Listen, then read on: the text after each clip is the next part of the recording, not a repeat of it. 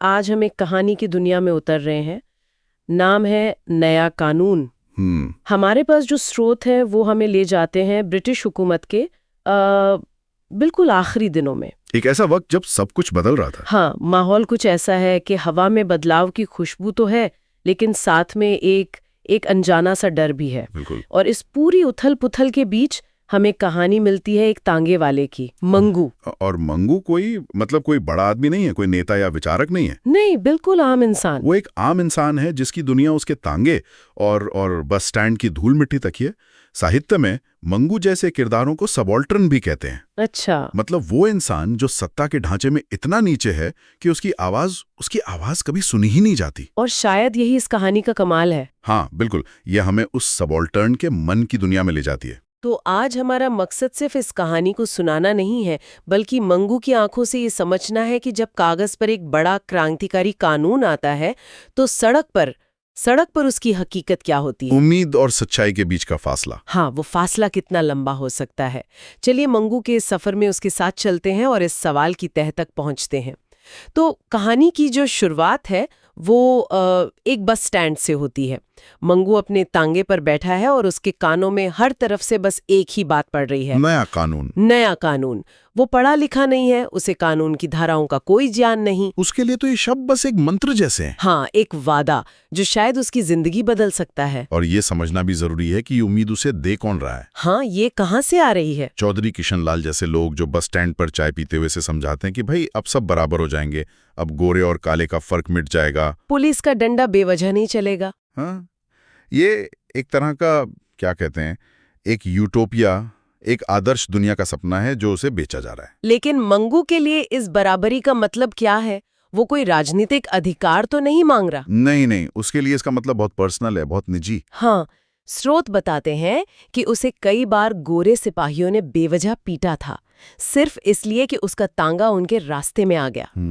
तो जब वो बराबरी सुनता है तो उसके दिमाग में सबसे पहले आता है इज्जत। सही बात है। उसे लगता है कि शायद अब कोई उसे गाली नहीं देगा, कोई उसे जानवर की तरह नहीं हाँकेगा। और ये उम्मीद सिर्फ बाहर तक नहीं रहती, नहीं, ये उसके घर के अंदर तक पहुंच जाती है। एक जगह वो अपनी बीवी से कहता भी है कि अब सब ठीक हो जाएगा। हाँ, वो सपने देखता है, नया घर होगा, बच्चे अच्छे स्कूल जाएंगे, शायद तांगे की जगह एक दिन मोटर गाड़ी भी आ जाए। ये दिखाता है कि एक कानूनी बदलाव की खबर एक आम इंसान के कितने गहरे सपनों को छू सकती है। और उसकी बीवी का जवाब, हाँ, वो बहुत जमीनी है। बिल्कुल। वो हंसकर कहती है, तुम तो यूं ख्वाब देख रहे हो जैसे नया कानून तुम्हारे ही नाम लिखा गया है। एक ही पल में एक तरफ मंगू का भोलापन है जो सिस्टम पर भरोसा करने को तैयार है, और दूसरी तरफ उसकी पत्नी का यथार्थवाद, जो शायद जानती है कि सत्ता का खेल वो इतनी आसानी से नहीं बदलता। सही बात। यहाँ एक दिलचस्प मनोवैज्ञानिक पहलू भी है। क्या मंगू सच में इतना भोला है या फिर वो जानबूझकर इस उम्मीद को थामे रखना चाहता है। मतलब उसके पास और है ही क्या। बिल्कुल, क्योंकि उम्मीद के बिना उसकी जिंदगी में कुछ है ही नहीं। वो नया कानून उसके लिए सिर्फ एक सरकारी आदेश नहीं है, वो उसके भविष्य के लिए एक लॉटरी का टिकट है। और वो उस पर अपना सब कुछ दांव पर लगाने को तैयार है। बिल्कुल। तो कहानी का सबसे दिलचस्प मोड़ आता है उस रात जब नया कानून लागू होने वाला है। मंगू सो नहीं पाता। उसे लगता है सुबह सूरज नहीं उगेगा, बल्कि एक नई दुनिया का दरवाजा खुलेगा। एक नई सुबह। हाँ, वो सुबह उठता है, नए कपड़े पहनता है, अपने तांगे को ऐसे साफ करता है जैसे वो कोई शाही बग्गी हो। यहाँ तक कि इत्र भी छिड़कता है। हाँ, ये तैयारी नहीं है, ये उत्सव है, एक निजी अनुष्ठान। ये एक बहुत मार्मिक दृश्य है। ये दिखाता है कि इंसान बदलाव को कैसे अपनाता है। वो सिर्फ इंतजार नहीं कर रहा है, नहीं, वो उस बदलाव में सक्रिय रूप से हिस्सा ले रहा है। अपने कपड़ों से, अपने तांगे के जरिए वो खुद को उस नई दुनिया के लायक बना रहा है जिसकी उसने कल्पना की है। उसे लगता है कि अगर वो तैयार होगा तो दुनिया भी उसके लिए तैयार होगी। सुबह वो बस स्टैंड पहुंचता है तो माहौल वाकई बदला हुआ लगता है। अच्छा। हर कोई नए कानून की ही बात कर रहा है। मंगू का सीना गर्व से चौड़ा हो जाता है। उसे लगता है आज वो किसी से नहीं डरेगा, आज वो बराबर है। और तभी कहानी का रुख पलटता है।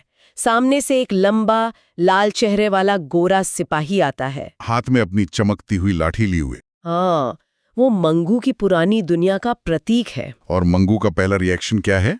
उसका दिल जोर से धड़कता है। देखा, मतलब उम्मीद की परत के नीचे सालों का डर अभी भी जिंदा है। हाँ, नया कानून उसके दिमाग में है, लेकिन डर उसके जिस्म में बसा हुआ है।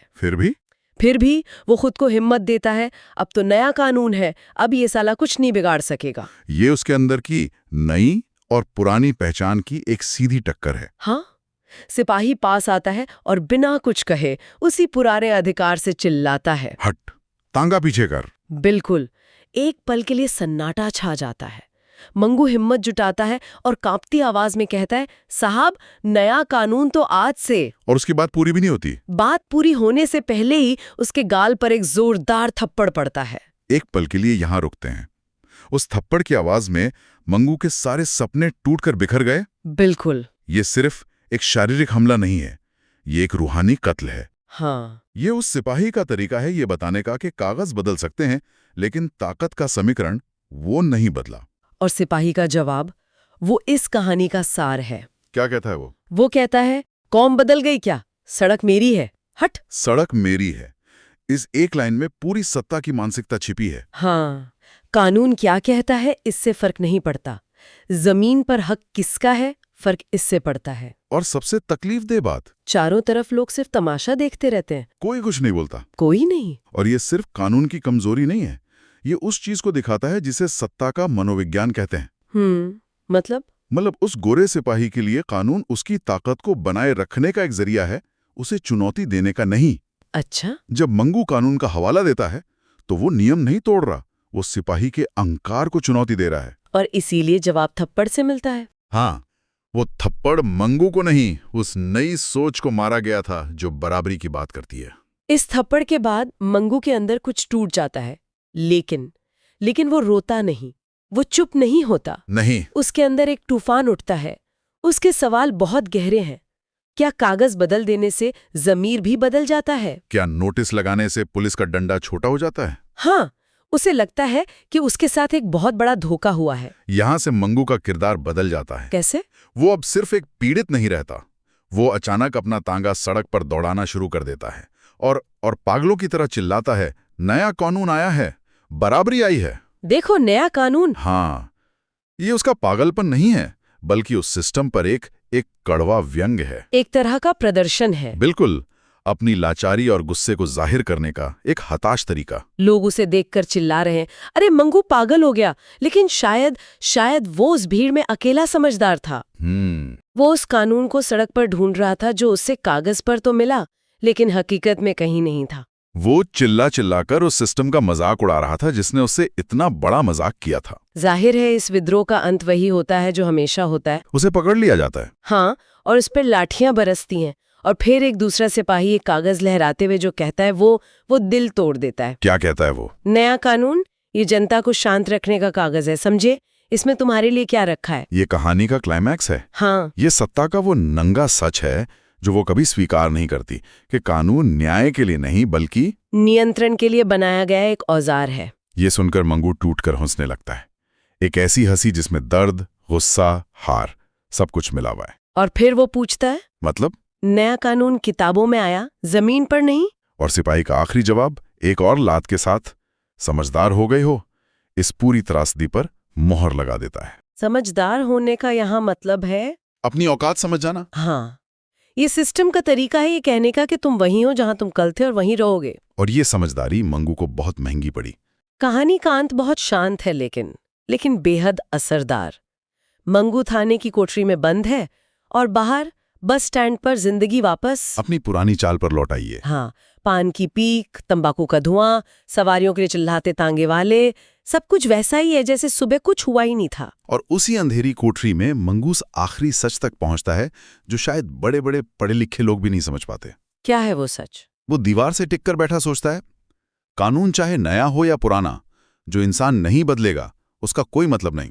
ये इस कहानी का सबसे गहरा निचोड़ है। बिल्कुल, बदलाव कागज पे नहीं, लोगों के जहन में और सत्ता के समीकरणों में आना चाहिए। तो आखिर में ये सब क्या कहते हैं? कहानी की जो आखिरी लाइन है, कागज पर लिखा कानून और सड़क पर लागू कानून दो अलग चीजें होती हैं। हाँ, ये सिर्फ एक तांगे वाले की कहानी नहीं रह जाती, नहीं, ये हर उस इंसान की कहानी बन जाती है जो सिस्टम से न्याय की उम्मीद करता है, लेकिन उसे सिर्फ निराशा हाथ लगती है। और ये कहानी एक बहुत ज़रूरी सवाल उठाती है जो आज भी उतना ही प्रासंगिक है। हाँ, ये सिर्फ ब्रिटिश राज या भारत के बारे में नहीं है। नहीं, ये हर उस समाज के बारे में है जहाँ कानून तो बराबरी और न्याय का वादा करता है, हाँ, लेकिन सत्ता और अधिकार वो पुराने ढरे पर ही चलते हैं। सही बात है। मंगू का अनुभव एक सार्वभौमिक अनुभव है। तो नया कानून की ये पड़ताल हमें मंगू के कूटे हुए सपनों के साथ छोड़ जाती है। हाँ, ये कहानी हमें बहुत साफ तौर पर दिखाती है कि सिर्फ नियम बदल देने से समाज नहीं बदलता। बिल्कुल नहीं।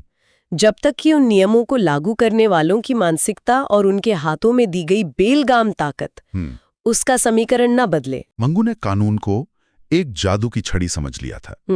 उसे लगा कि वो एक झटके में सब कुछ ठीक कर देगी, लेकिन हकीकत ये है कि कानून एक औजार है, और कोई भी औजार उतना ही अच्छा होता है जितना उसे चलाने वाला।